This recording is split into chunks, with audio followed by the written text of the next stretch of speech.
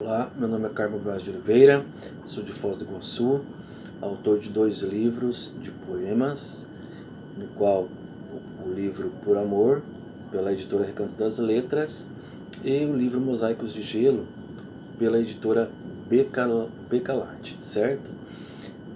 Tenho o desafio então de falar alguns minutos sobre o grande poeta Garcia Lorca, e em seguida vou também falar alguns minutos sobre outro grande poeta de nossa região, outro grande poeta latino, grande poeta brasileiro, João Cabral de Melo Neto. Bem, Garcia Lorca é considerado um dos maiores poetas do século XX. Ele vai, de início, ter essa influência surrealista, se encontra, tem um certo relacionamento com Salvador Dalí, com Luiz Buñuel, e ambos, né, vão se influenciando, mutuamente influenciando. Um influenciou do outro em suas obras. No caso, na questão surrealista, onde se utiliza bastante da metáfora ultraísta, ou seja, metáfora sobre metáfora, essa construção onírica, de sonho, né? Algo impossível.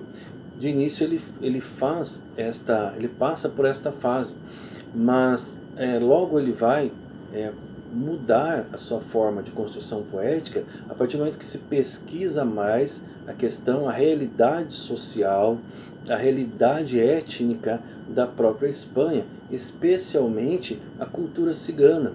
Tanto que ele escreve Cantos Ciganos, e é um grande sucesso essa obra Cantos Ciganos, devido à sua pesquisa anterior da cultura, da música, da poesia e do drama também deste povo. Ele quer mostrar não apenas as alegrias, mas as dores, essa força que a dor demonstra na cultura desse povo. Ele é da geração de 27, um poeta então de vanguarda, que de início vai fazer uma homenagem ao grande Luiz Góngora, que é considerado o Homero espanhol, que escreve por paródias e sátiras da realidade espanhola na época. E eles vão de início fazer homenagens a este grande autor, escrevendo então contos, poesias, outros estilos de texto, outros gêneros de texto, mas em seguida ele vai ter essa preocupação em demonstrar a realidade da Espanha, a realidade étnica da Espanha, colocando então a cultura demonstrada através dos costumes, dos hábitos, da dança, da poesia deste povo, dessas etnias ali presentes, especialmente a etnia cigana. Ele é considerado um dos maiores escritores do século XX, vai conseguir apreender, e de forma muito esplêndida, essa questão cultural, utilizando então muito a metáfora ultraísta, que é a metáfora sobre a metáfora. Então, de início ele vai trabalhar nesse sentido, essa metáfora sobre outra metáfora, que vai construindo o significado, vai levando o leitor ao significado do sentido ali da sua poética. Mas a partir desta pesquisa que ele faz do povo, ele tem esse giro demonstrando um pouco mais a questão folclórica na sua poesia. E nessa questão folclórica, seja na poesia ou seja também na dramaturgia, que é quando ele vai trabalhar o teatro, ele mostra muito a questão da solidão. A solidão enquanto construção do ser, mas uma solidão, a solidão que ele demonstra, que se unir com a solidão do próprio leitor, e unindo as duas solidões, digamos assim, a compreensão do ser. Então ele vai trabalhar bastante essa compreensão do ser, tá? Quem eu sou, por que eu estou no mundo. Então ele trabalha de certa forma, de uma forma bem aprofundada, fugindo da questão lírica que era muito forte naquele momento. Então existem muitas coisas a serem faladas sobre esse grande autor, e eu deixo nessa questão, né, dessa grande pesquisa que ele faz folclórica, e desenvolve essa grande pesquisa, essa paixão pelo povo da Espanha, pelas etnias da Espanha, na sua poética. Então tem aqui uma poesia que eu dele, duas estrofes aqui em espanhol, certo? Que diz assim: Dice la tarde, tengo sed de sombra. Dice la luna, yo sed de luceros. La fuente cristalina pide labios y suspira el viento.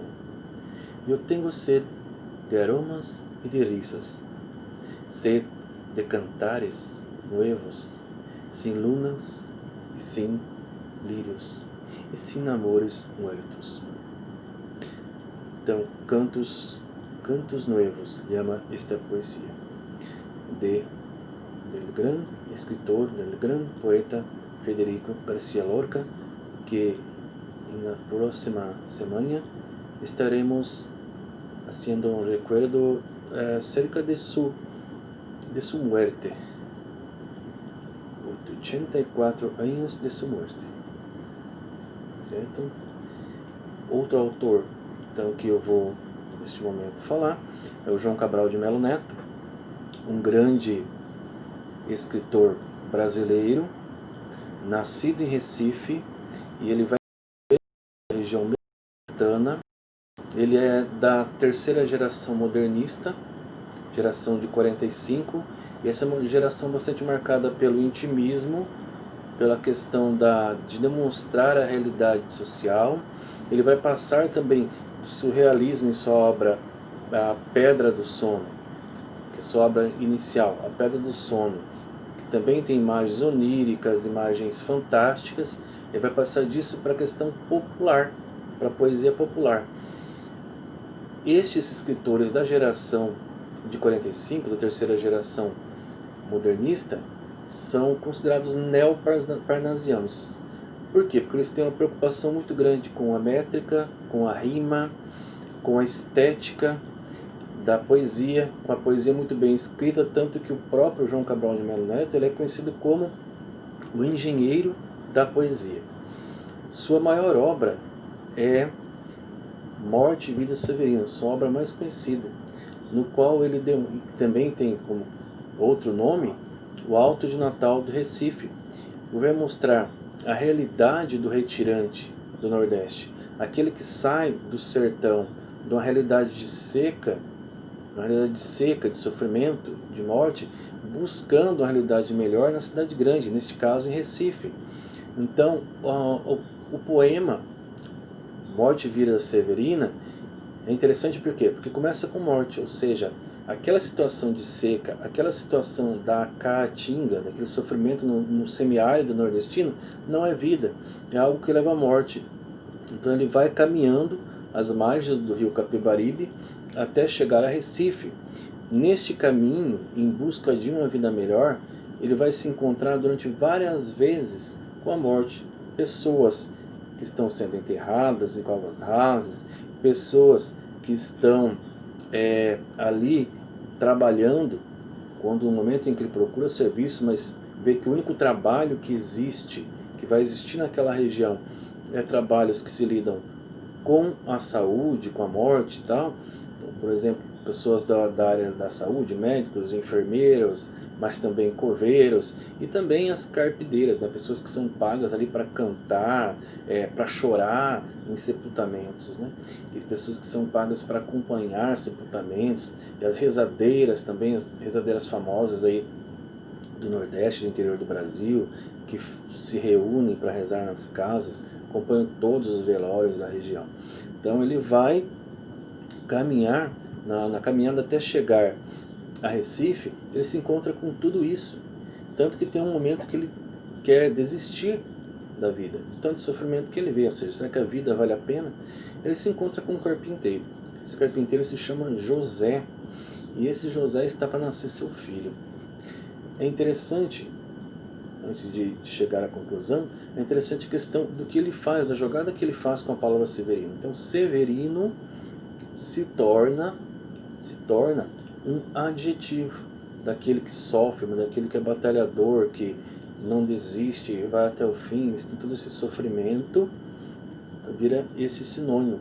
E todos são severinos. Severino então vira substantivo. Enquanto que a vida, a morte, vida severina, ela vai virar adjetivo.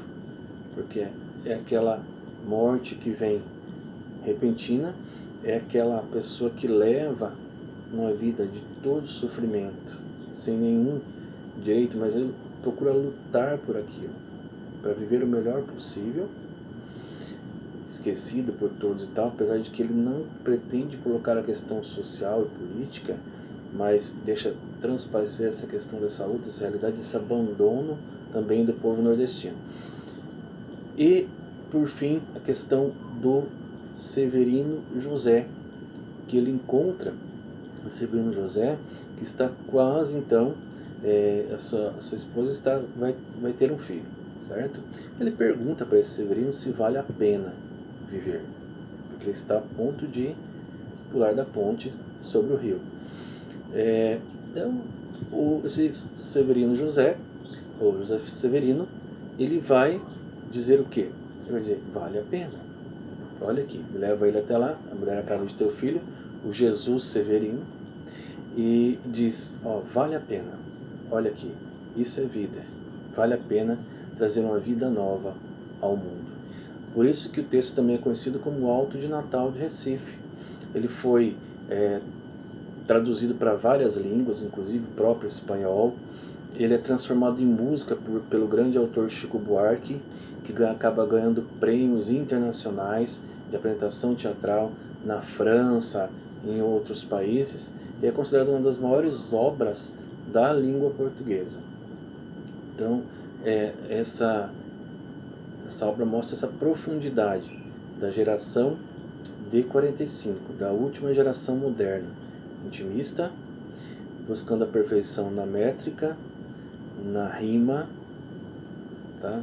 Na estética do poema. Essa é a grande preocupação. Por isso, João Cabral de Melo Neto é conhecido como o engenheiro da poesia. Ok? Muito obrigado. Espero ter contribuído com vocês com esse debate aí. Saludos desde Foz do Iguaçu.